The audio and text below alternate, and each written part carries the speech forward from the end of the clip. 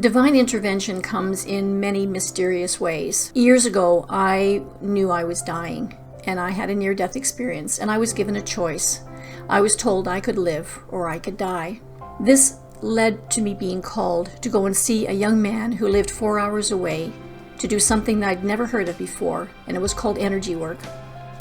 Now, the day of my appointment, my husband, who was on call 24/7, assured me that he would be there to drive me because I was too weak to drive. I couldn't sit up for more than 5 minutes at a time. Sure enough, on the morning of the appointment, my husband got called away. So I just knew that I had to go and see this young man. So I said not to worry, I was going to get myself there. My husband had to go, so he left. And when I got in the car and started to drive, sure enough, within 5 to 10 minutes, I started to feel that familiar wave of unconsciousness coming over me. And I remember just looking up over the steering wheel, and I just looked up at the sky and I said, God, you want me there that badly? Then I said, you damn well better get me there, because I'm turning the car around and I'm going home. I can't do this anymore. I am so sick of being sick. The next thing I know, I am pulling into the driveway of this young man's business. I'd never been there before. It was a 4-hour drive. I have no idea how I got there, but here I was. I was stunned. So I got out of the car and I walked into his business. Now, he worked in a great big huge old mansion, and when you walked in the big front doors, you walked into a hallway that was lined with chairs.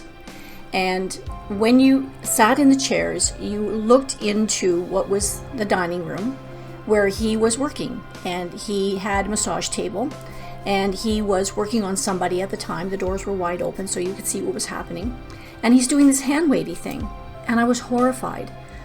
First of all, I didn't know what energy work was, so I had no idea what to expect. I just knew that I had to be here to see this young man.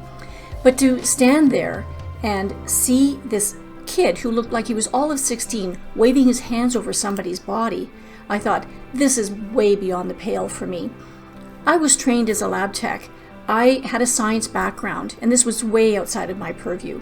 And I stood up to turn to walk out, when all of a sudden I heard a booming voice said, sit and stay. Stunned, I had no idea where that voice came from because I was the only person in that hallway. And as I slowly sat down, rather stunned, watching this young man do this hand-wavy thing over this person on the table, the front door opened and 3 people walked in. Actually, it was 2 people carrying a third. There was an 80-year-old woman and a man in his early 50s carrying a woman in her early 50s. And this woman who they were carrying in had her leg all bandaged up. And they sat her down across from me. They propped up her leg and they started to unwrap her leg. And as they were unwrapping her leg, I saw that her leg was black. Now, having worked in hospitals and private labs for most of my career, I know gangrene when I see it. And I looked at her and I said, shouldn't you be in a hospital? And she looked at me and she said, well, I've just been discharged and they have told me that they need to amputate my leg. But we're American. And the only way we can afford the surgery is if my 80-year-old mother sells her home, and if my husband and I sell our home, which is going to leave us all destitute, without work, and we'll have to go on welfare. She said, this young man, Larry Steele, is my last hope. And I remember looking at her and thinking, good luck, lady. Then it was my time to get up on the table. So I went in and I sat down on the table, and Larry asked me, what's wrong with you?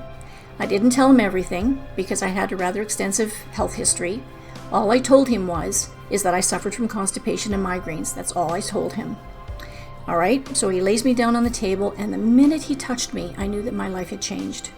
And he did his little hand wavy thing, and I sat up and I looked at him, and the room did a 180-degree spin, and he grabbed me and he said, are you going to be okay? And I said, I think so. And I looked at him and I said, what's wrong with me? He said, you have celiac disease. And I was floored because the doctors had finally agreed to do a biopsy because they too, after 30 years of trying to get a diagnosis, strongly suspected I had celiac. And I said, well, what do we do now? And he said, well, you come back in an hour and we'll do some more sessions. Now, celiac disease is an autoimmune disorder, which means that there are certain foods that you just can't eat, which contain gluten.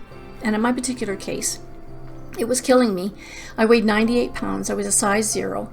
And I had been in bed for 6 weeks because I was so weak that I could barely walk.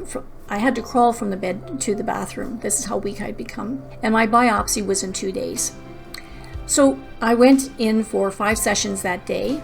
And after I would have a session that lasted maybe 2 to 5 minutes, I would go to my car and I would pass out.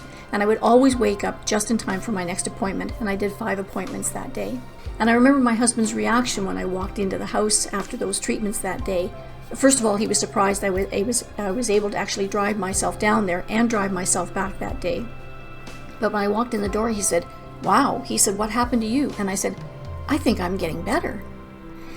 So being so skeptical about energy work, this really made a huge emotional impact on me. And I thought, I've got to go back. I've got to know more.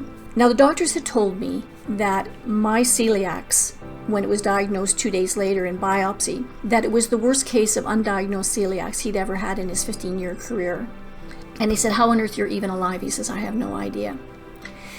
So they told me that it would be maybe 2.5 years before I would be strong enough to go back to work. But I decided to go back and see this young man. And I would go back, every 2 weeks. And I would stay down for 2 days. I'd stay at a hotel and I'd have 5 sessions a day. And the oddest thing happened whenever I went down for my sessions. Every day when I showed up for my very first appointment and I sat in that chair in the hallway, the door would open up and those 2 people would come in carrying that woman. Over the next 3 months, and I went down every 2 weeks and I would stay for 2 days, and every time I was there, that door would open up just after I sat down and they would come in. And this went on for 3 months. And I watched that woman's leg go from black to green to blue to pink to her walking in perfectly healed. And I realized that through all this skepticism that I was having over these 2.5 months of seeing, or 3 months of seeing this young man, that God was showing me the power of energy work. And not only did he have me back at work in 3.5 months, but I had visual proof on how powerful this work was in watching this woman being able to save her leg and walk again. And that is the mystery of energy work. And it's the power of energy work. If you'd like to know more about me, my name is Atherton, and I'm a medical intuitive holistic energy practitioner, and I'm the author of 3 books.